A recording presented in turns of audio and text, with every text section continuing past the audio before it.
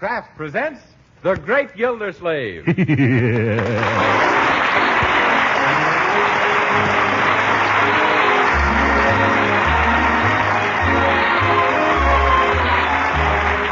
Kraft Cheese Company, who also bring you Bing Crosby every Thursday night, present each week at this time Harold Peary as The Great Gildersleeve, written by Leonard L. Levinson.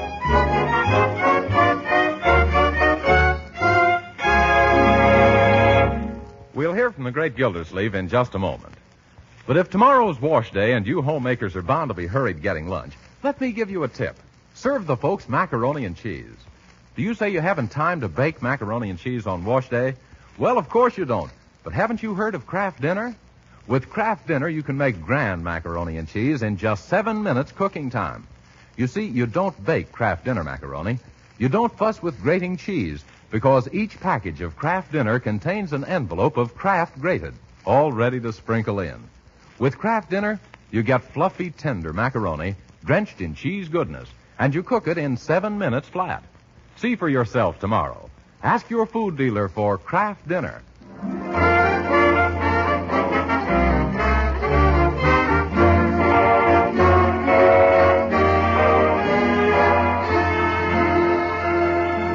And now let's visit our friend, the Great Gildersleeve, who's been long noted for his easygoing disposition. In fact, his disposition was so easygoing it finally went. Uncle Mort's face has been getting longer and his temper shorter, and he's starting to throw his weight around with unpleasant results everywhere it's landed.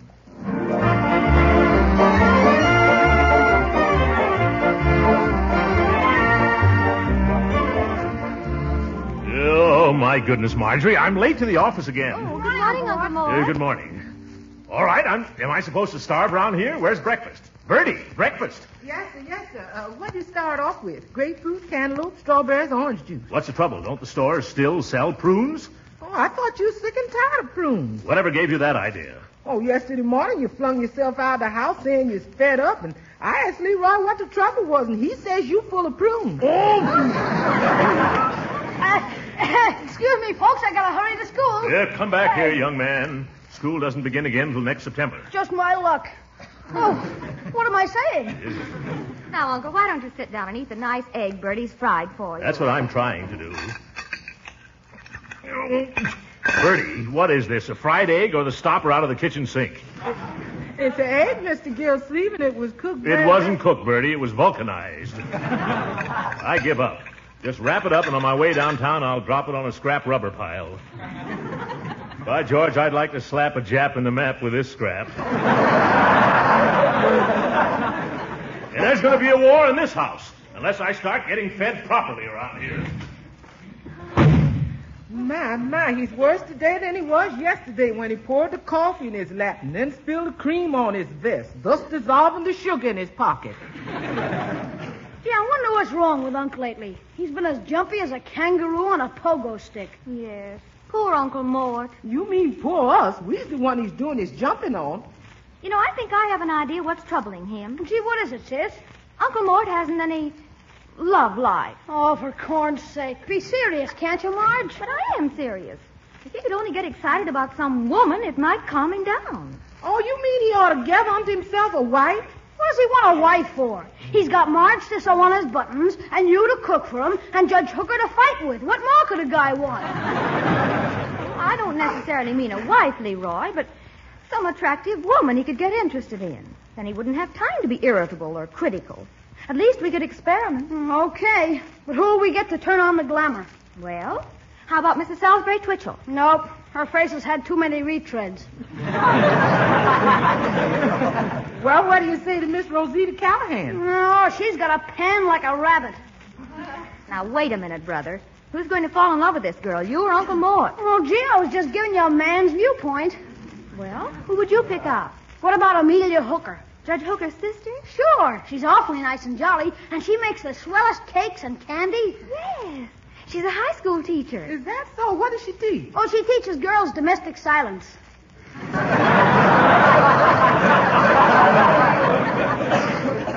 Gee, this'll be a cinch. I don't know about that. You can't make a silk purse in a pig's eye. Now, building up a romance for your Uncle Mort ain't gonna be no picnic. Picnic? That's it. We'll have a picnic on Sunday and invite Judge Hooker and his sister. Uh-huh. Now make some of my famous potato salad. That ought to bring Judge Hooker. And I'll ask Amelia to bake one of her luscious cakes. That should bring Uncle. Yeah, and it'll probably bring all the ants, too.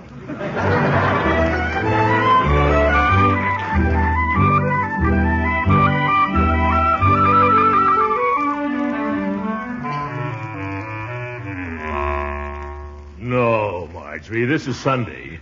The day I rest my feet. I refuse to go on your picnic. But why not, Uncle Mort? Well, you've heard about nature lovers, haven't you? Of course. Well, I'm a nature hater. Rocks, skunks, snakes, bees, swamps, mosquitoes.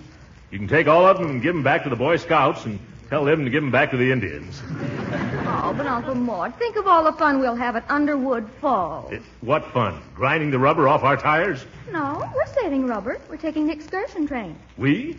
Who all's going on this pickle and potato salad promenade? Well, there's Leroy and me and Judge Hooker and his sister. Judge Hooker, yeah. Is Amelia Hooker going too? Mm-hmm. And she's baked the most delicious devil food cake. For you, incidentally. For me? But why devil's food?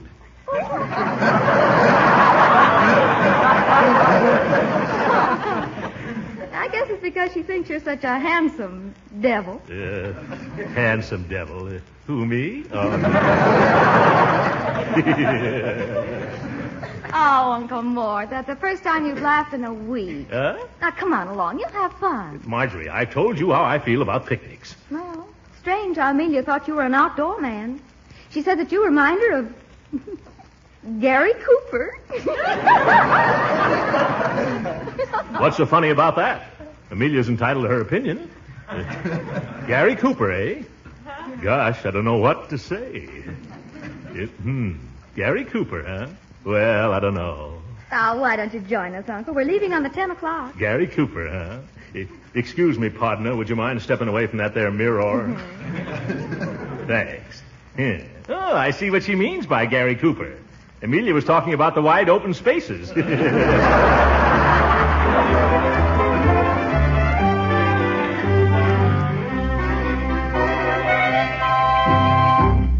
Oh, my. Isn't this beautiful? Mighty pretty country hereabouts, ma'am. The air is so fine and clear.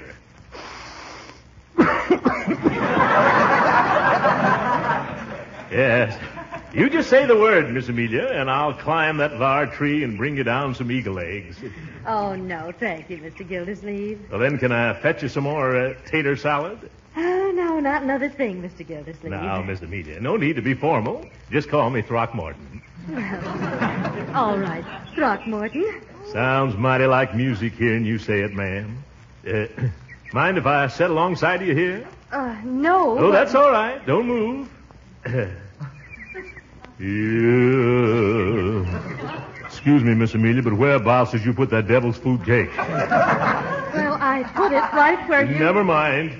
Marjorie, have you got a nice wet cloth? Oh, Throckmorton, what a shame. Yeah, that was a darn good cake. Why can't you be more careful where you put your circumference, you big pudding punch? Now, Horace Hooker, stop insulting Throckmorton. Oh, I don't mind. Come, Miss Amelia. Let's wander down to the pond and look at the water Be lilies. careful, Amelia. Don't let the big bullfrog sit on a lily pad. Why, that little joker. Oh, look, aren't they pretty? Would you like some? I'll wait out and get them for you. Oh, no, Throckmorton, you'll get your shoes wet. Oh, no, I won't. I'll just take them off. And my socks and roll up my trousers. Now, be careful, Uncle Mort. Don't worry. Ooh, the water's cold, isn't it?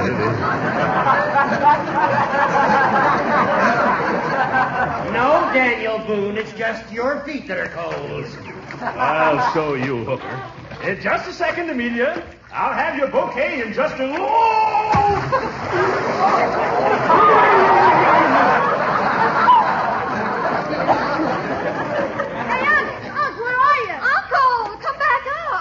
Throckmorton, say something. Can't. Probably has a frog in his throat. Look, his Panama hat's come to the surface. It's drifting away. That's all right. He's probably weaving another one underwater. Oh, here he comes. Well, thank goodness. Who put that hole there? Oh, my goodness, I've ruined all my cigars. We'll help him out, Horace. Look at the big flounder. Here, Gildy, take my hand. Yeah, thanks. Is it very wet in there? Oh, no, Judge. Come on in. The water's fine. Hey, let go. Woo! Now look what you've done. Now I'm all wet. You're telling me. Oh, now, boys, that's enough fun for one day. Come on out. Yeah, I gladly, Amelia. Sit down here, Uncle. Yeah? Well, one thing good. Just wash the cake icing off your trousers. Gee, there must be an easier way of doing it than that. Here, Leroy, please dry off my watch. Okay, I'll wring it out.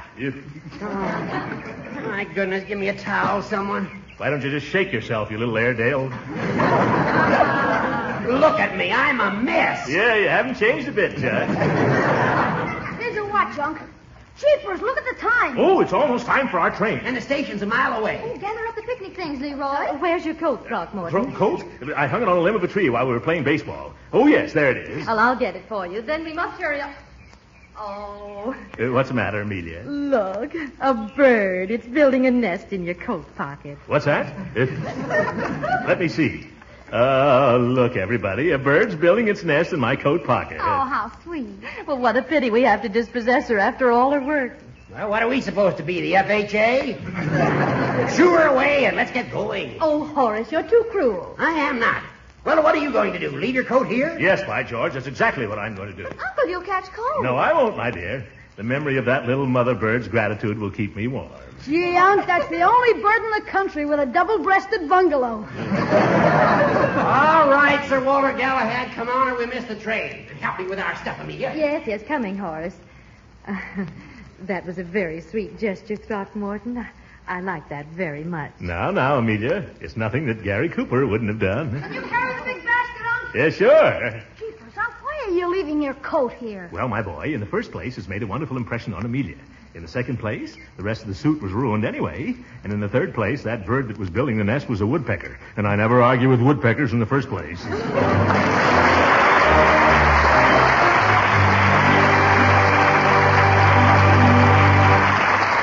The great Gildersleeve will be with us again in just a few minutes.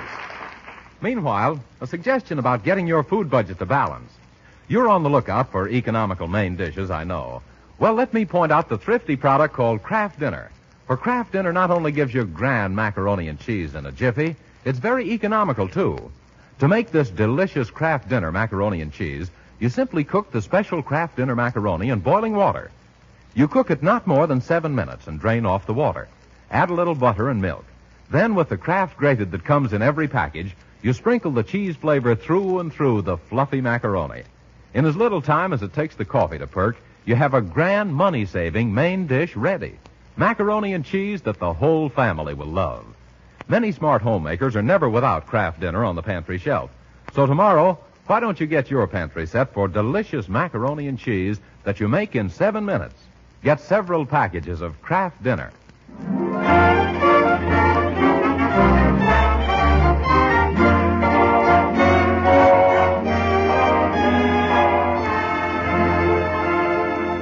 Love, like mumps and measles, hits awfully hard when it hits late in life, and Throckmorton P. Gildersleeve has it bad. For the past week, Uncle Mort has been wooing and wowing Amelia Hooker. It's reached the stage where he's writing poetry. Now we find the Summerfield Shelley reciting a sonnet written especially for the fair Amelia. If this were in the days of old, and I a knight so brave and bold, I'd storm your castle, Miss Amelia, and on my charger I would steal you. You like that one? Oh, indubitably, Mr. Gildersleeve. Yeah, thanks, Bertie. Or do you think she'd like this one better? 2 eyes are blue, cheeks soft as silk, a skin as white as grade A milk, a neck as graceful as a swan, a step as dainty as a fawn. The girl I mean is quite a looker. Her name is Miss Amelia Hooker. Well, Mr. Gildersleeve, it's hard to choose between the two of them. You sure is some versifier. Do you mean versifier? No, it's a fire on account of that hot poetry you write. I bet you could get a job poetizing greeting cards. Oh, I suppose I could, but I don't want to lose my immature standing. Incidentally, Bertie, don't mention a word about this to anybody, will you please? Oh, no, sir. I wanted to get your reaction because I'm going to take Miss Amelia for a stroll through the park tonight and read her 15 or 20 of the poems I've written. There's going to be a wee fiddle moon. Hello? Is anybody home? Oh, there you are, Bertie. I just came over to borrow a pan to put under our sofa on account of the fellow she's calling on me tonight is such a drip. Oh, hello, Mr. Gildersleeve. How's the big romance between you and Amelia coming along? What are you referring to, Dottie? Oh, I heard all about your big moment. It's all over town like a newspaper and I win. Where did you hear this rumor? Well, the operator at the beauty parlor told me, and she had it from one of her customers whose sister-in-law has a maid that worked next door to the judge's law clerk, and she got it straight out of Erskine Starr's column in the afternoon paper. What? Mm-hmm. It said, what big businessman, size 48 stub, is that way about the charming sister of a prominent jurist? It looks like a romance of April and November.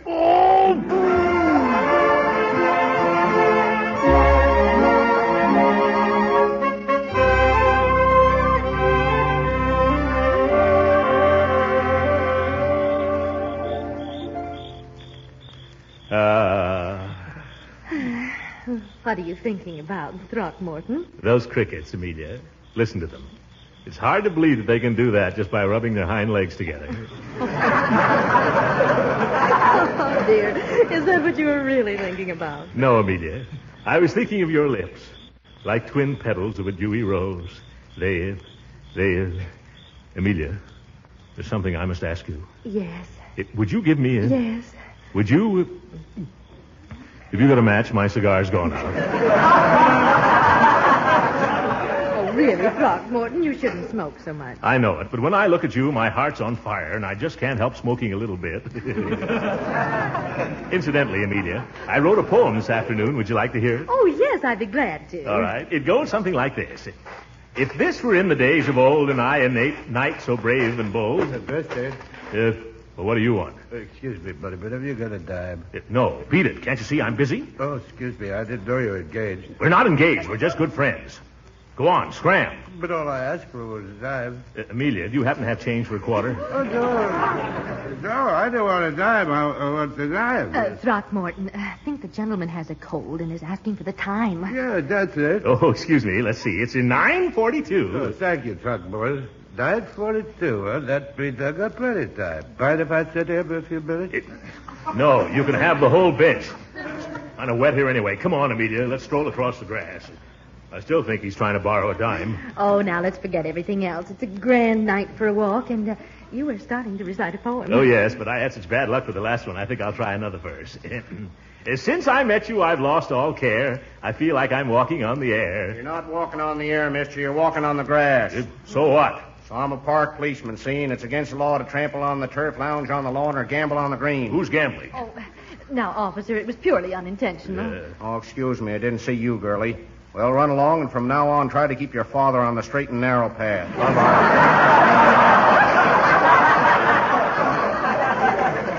Boy, that flat-headed flatfoot. Why can't people let people alone when people are trying to recite poetry to people?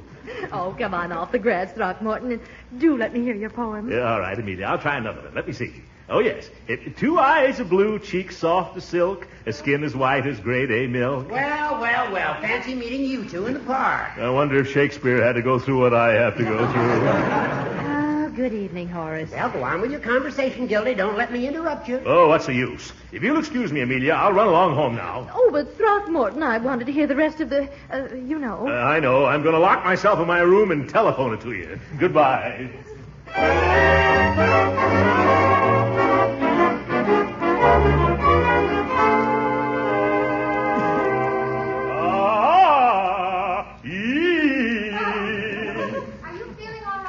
Never felt better, my dear. Why are you making those painful noises? I'm practicing some singing exercises. Don't tell anybody, but tonight I'm going to serenade Miss Hooker.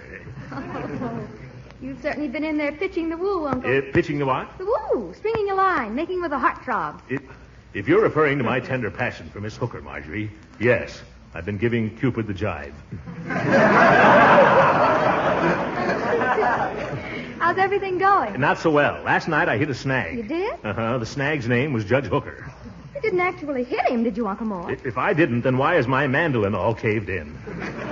I smacked him right in the middle of his veranda. But why, Uncle Mort? Well, he made a big fuss just because I was strumming a few tunes to Amelia. Not that it was very late at night.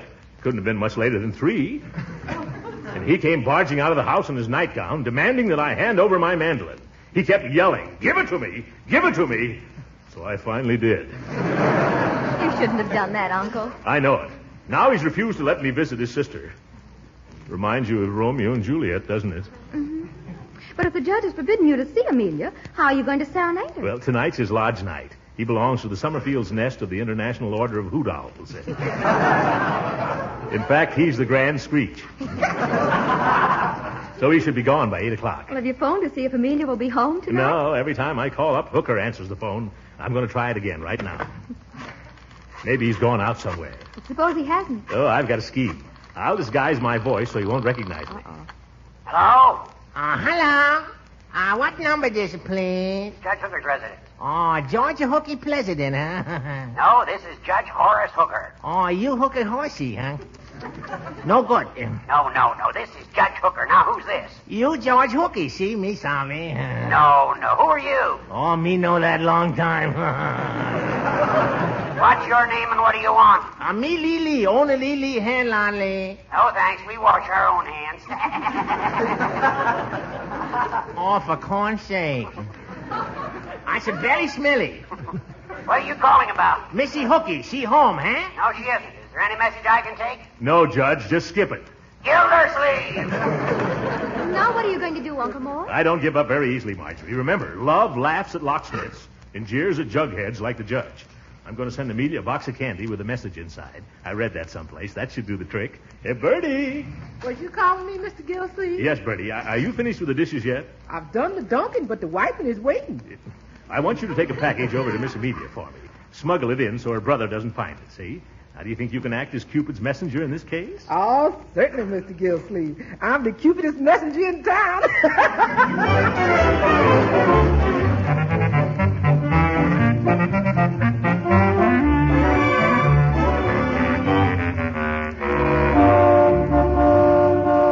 Hey, Judge, hurry. We'll be late to the meeting. I'm coming, Ralph. After all, it can't start until the Grand Screech arrives. No, but if you're late, they're liable to elect a new one before you get there. Oh, they couldn't do that. Oh, no. If I remember correctly, that's how you were elected. Yeah, but the first thing I did was to change that rule. Yeah. Well, hop in. Wait a second. Someone's coming to the house, I think.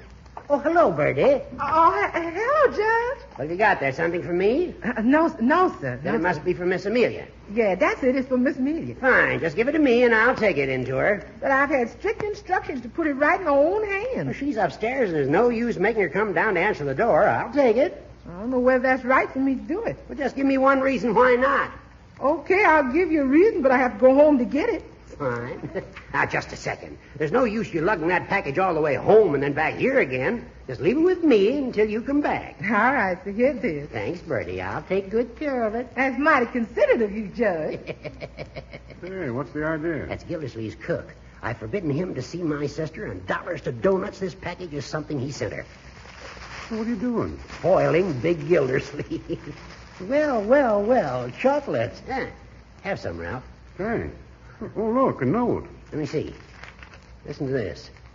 Dearest darling Moonflower, I've phoned and called to see you all day long. But in vain. And who has so cruelly kept us apart? Your brother, the little tinker. Something's wrong with the S on his typewriter.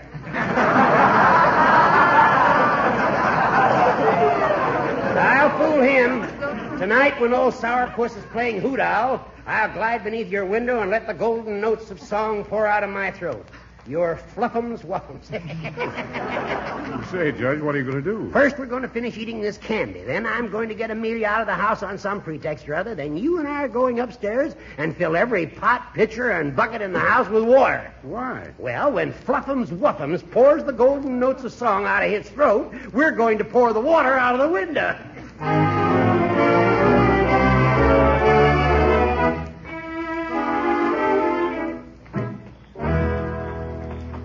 If, for goodness sakes, quiet, you musicians. This is supposed to be a serenade, not a stampede. Yeah, quiet, fellas. Yeah. Now, you boys hide in the bushes. while I tiptoe up in the porch. You get it? And I'll let you know when I'm ready. Okay, Mr. Gildersleeve. Come on, boys. Now, take it easy and be quiet, boys. Ah, Amelia, light of my life, list to my song of love. Oh, just a little love, a little kiss. Just an hour that holds a world of bliss. Eyes that tremble like the stars above me. And the little word that says, you love me.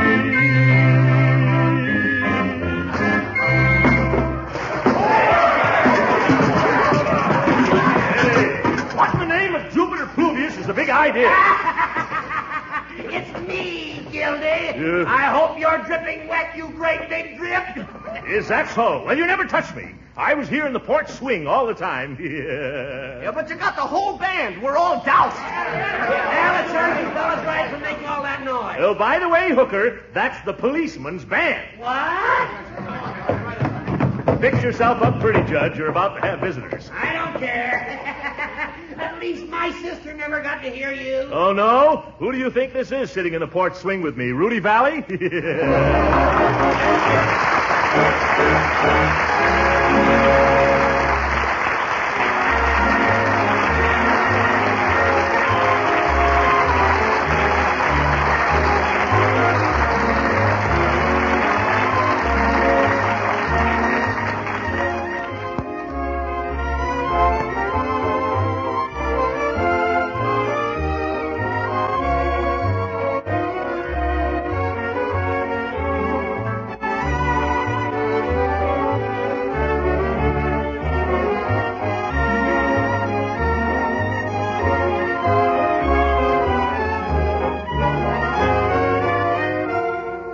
Ladies and gentlemen, this has been our last broadcast before our summer vacation. Before we go, I'd like to express my sincere appreciation to the Kraft Cheese Company for a most pleasant year. Also, my deep thanks to our writer, Leonard Levinson, and to the members of the cast for their able assistance. Walter Tetley, who plays Leroy, my nephew, Lorene Tuttle, my niece, Marjorie, Lillian Randolph, who's Bertie, Earl Ross as Judge Hooker, Paula Winslow as Dottie Dobson, and William Randolph Mills, our musical director, and Cecil Underwood, our producer. I am proud to announce that during the 8 weeks we'll be off the air, the United States government will take over our half hour to bring you the Victory Parade. Each of the top NBC shows is contributing one program to this series, so be sure to listen in. I hope you all have a pleasant summer, and now, good night.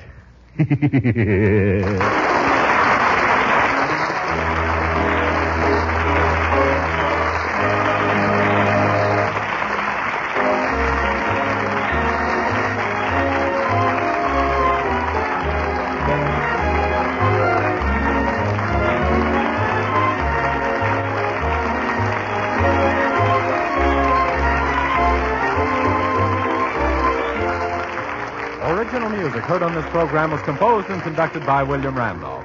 This is Jim Bannon speaking for the Kraft Cheese Company and inviting you to tune in again August 30th at this same time for the further adventures of the Great Gildersleeve.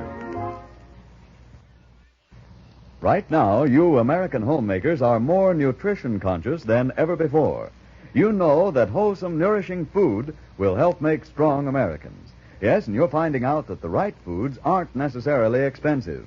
Certainly a good example of that is nutritious Parquet margarine, the wholesome, delicious spread for bread made by Kraft. You see, Parquet margarine is an economical source of important food value. Why, nourishing Parquet margarine is one of the best energy foods you can serve, and every pound contains 9,000 units of important vitamin A. Yet, for all its goodness, it's thrifty, too.